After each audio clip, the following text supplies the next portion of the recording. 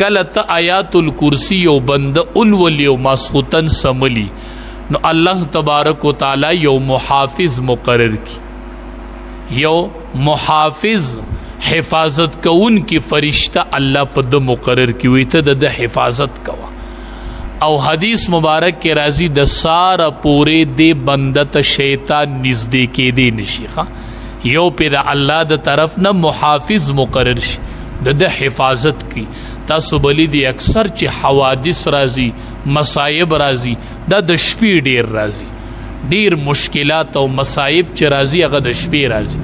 نو چې څوک ماسخوتن ادکیږي د دواړو جهاد نو سردار فرمای او د آیات الکرسی اولولی په د الله د طرف نه یو محافظ مقرر شي او د سو پورې چې د سبا کړي نه دی.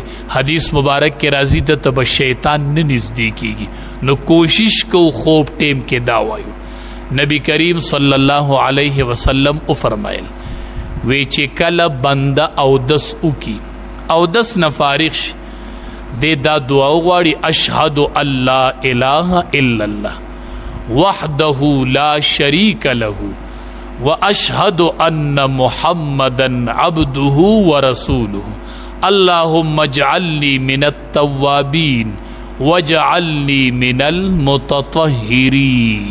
دا دعا غواړي او دا سپس دغه وی اشهد ان لا اله الا الله بیا وی اللهم اجعلني من التوابين اللہ ما د توبه استون کو نو وګرځي، اللہ ما د پاکی کون کو نو وګرځي.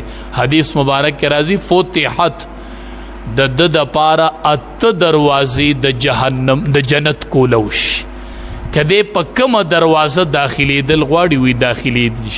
نو سړی چې د ورځې 15 ټیم اودس کوي او دا سپسې دا معمول وګرځي چې دی 15 ټیمه دا دعا غواړي اشهد ان لا اله الا الله وحده لا شريك له واشهد ان محمدا عبده ورسوله اللهم اجعلني من التوابين واجعلني من المتطهرين.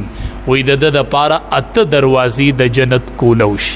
نو چې هر او دس پسې سړی دا وای او 15 ټیمه د جهنم 15 ټیمه د جنت دروازې کولوش چې دا دعا وای ات دروازې د جنت د کولوش. نو 15 ټیمه د ورځې د جنت ات دروازې کولاویږي چې کله دې دا دعا وای.